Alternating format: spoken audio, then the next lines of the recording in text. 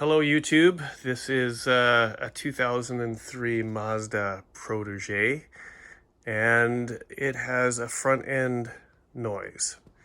So we're gonna show you here how to diagnose the front end noise of the Mazda Protege. It's a Mazda Protege 5 2.0 ES model, and we'll give it a shake here and I shall show you. So you want to give it a shake like we did before. Turn this light on the door. You open the door up, open the door, and then grab onto the, and I'll start shaking it like this.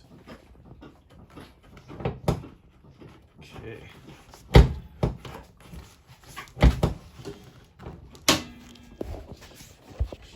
Hold on a second, I'll put this up.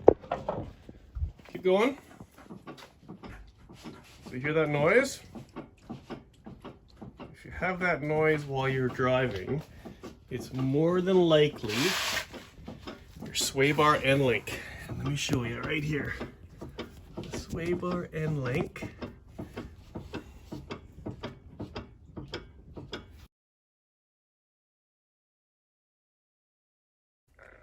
All right, so the wheel's off, and what we're looking to get here is this is the sway bar end link right here. It's connected up here.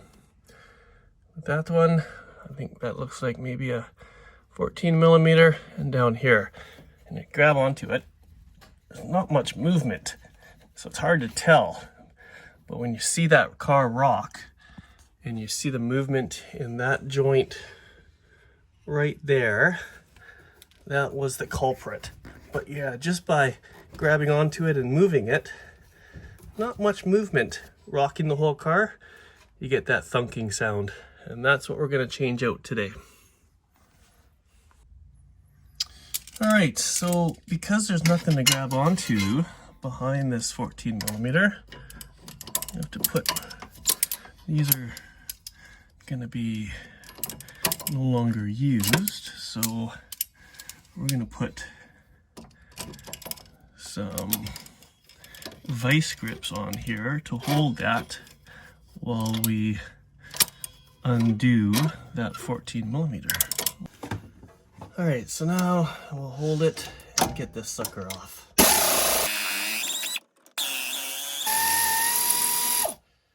Well, it's been a few years by the looks of things since these have been changed, so they're on there, they're pretty corroded and the like. So the same thing on the bottom here, tighten up our vice grip like that, and looks like we'll have to get a different swivel on here, I think.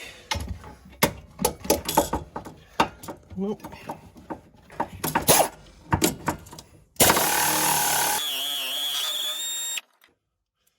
There we go. 214s off. Take that off. And now this should come off, but we're gonna need to give it a little help. Okay, so we're just gonna that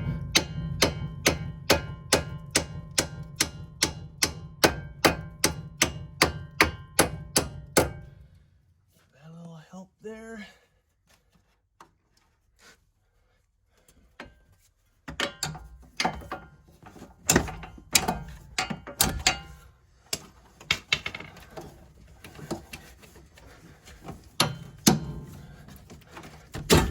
That, and that comes off.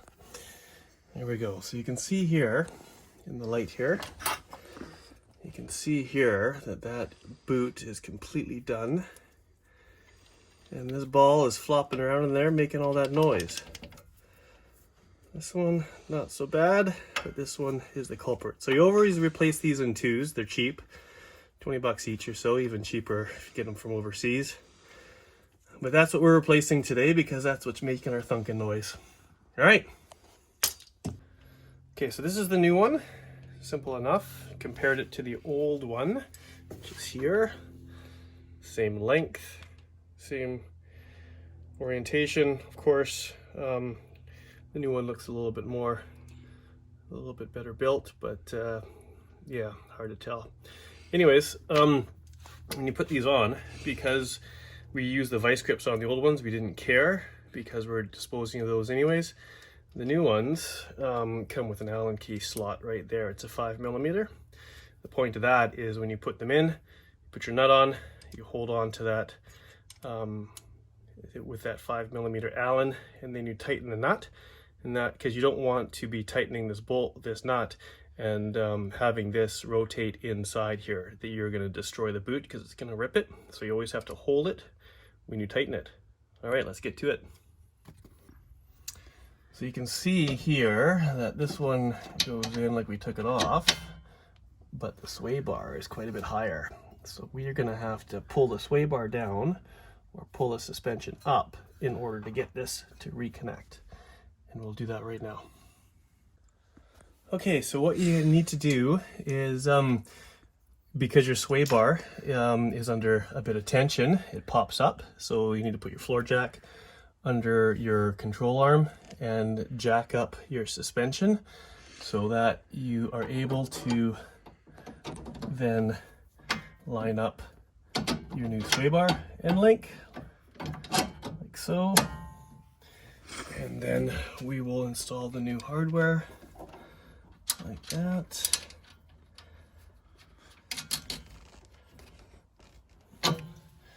We will get 14mm box wrench, ratchet style if you have one, it's the easiest. So put your box wrench, oh, maybe not. Well, the new ones are bigger. Let me get the right size box wrench according to. Looks like it's going to be a 17. So what we'll do is we will put our 17 on there. We will put in our Allen key to prevent it from spinning.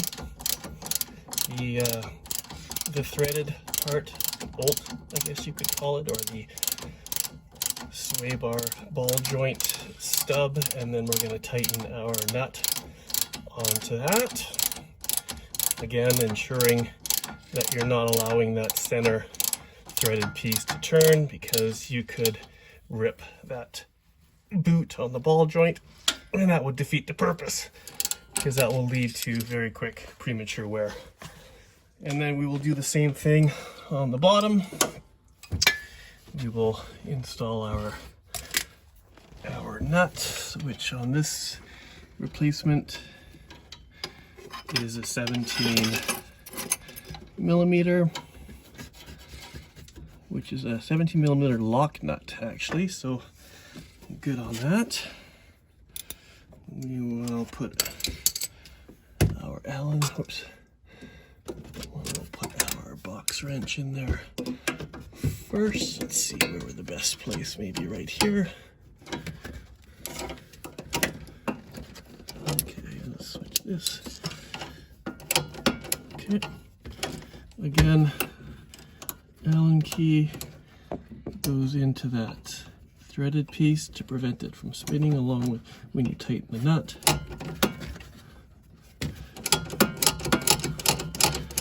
And then go to town. This is going to take a little bit because of the tight working room.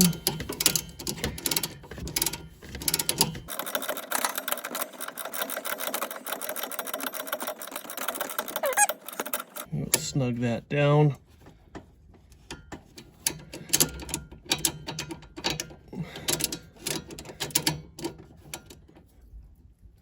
Oh, perfect.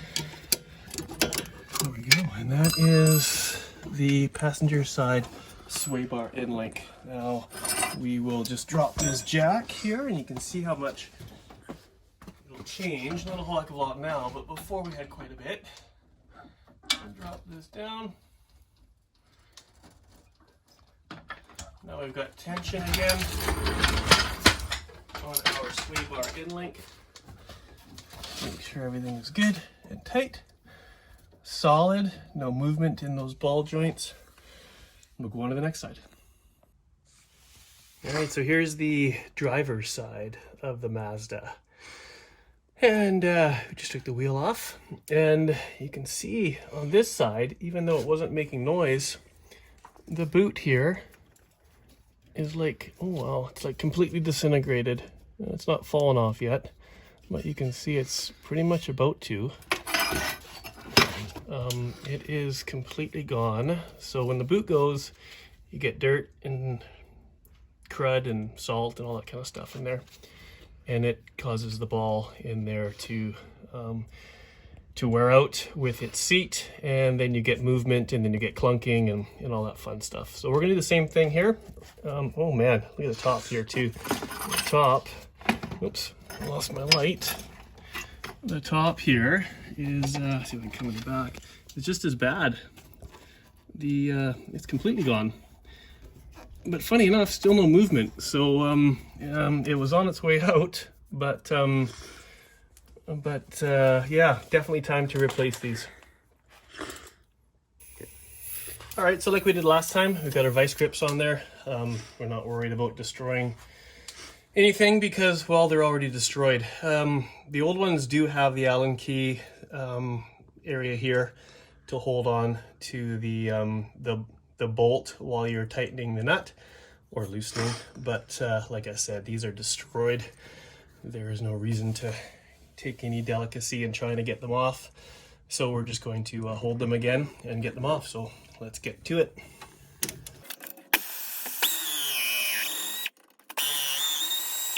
Here's the one. We'll pop this off, mount it on the lower. Scoot this in behind. We might need to get a, well, I think we'll take it.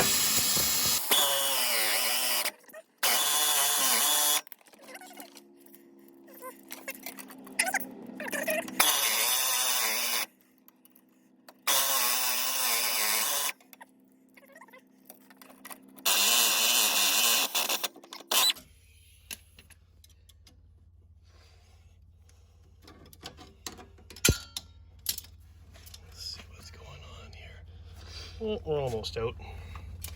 Doesn't like that last little bit. So we will tighten this on here.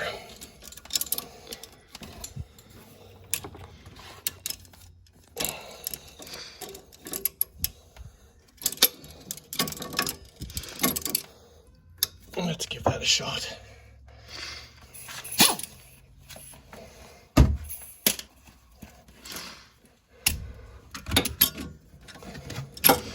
And again, you can do this with hand tools. I like the air tools. Might actually come down to hand tools because the access is a little bit tough, especially with this deep socket. I think I might change here. I might change to a shallow socket. Here's the shallow, and I always use the 6-point. Never try the 12-point with these things. I always find that you round off the nut and it's more of a hassle. Always use the 6-point.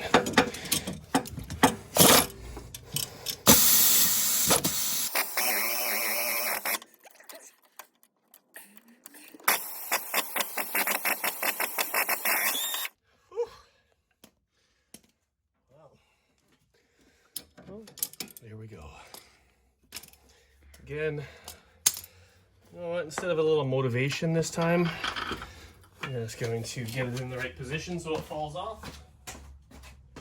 So we'll use our floor jack. Exact same procedure as before.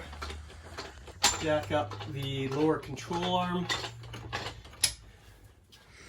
When you're jacking up the lower control arm, obviously make sure you stay away from jacking up anywhere in the vicinity of the disc. You don't want to jack the disc because you will warp it, bend it, all that fun stuff.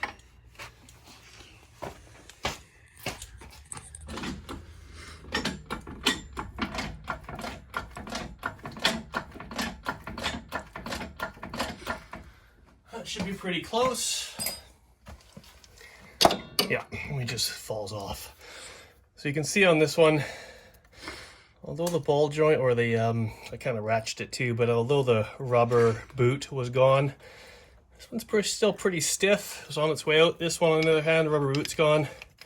Completely flopping around like a funky chicken. You can see the new ones are quite stiff to move. That's what you want. So, let's get these installed. Here we go. While we got it in place, throw that there. Looks like I'm gonna have to jack it up just a tad.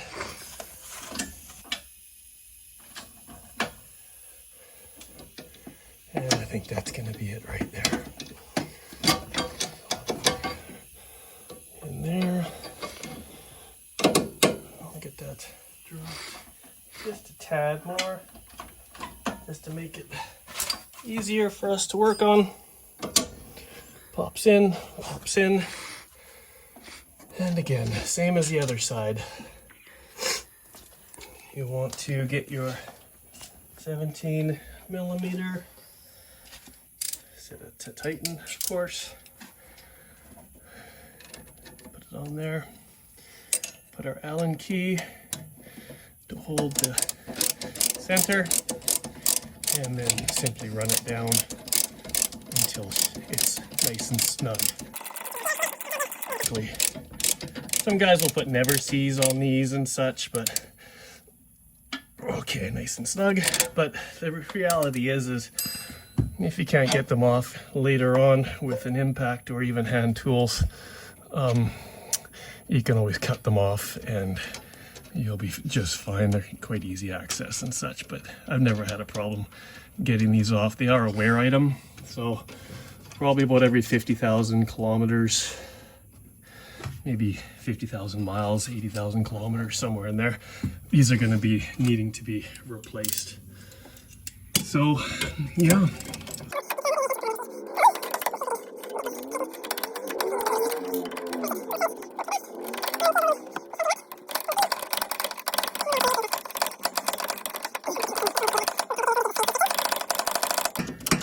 Again, a ratchet box wrench is your best friend in a situation like this.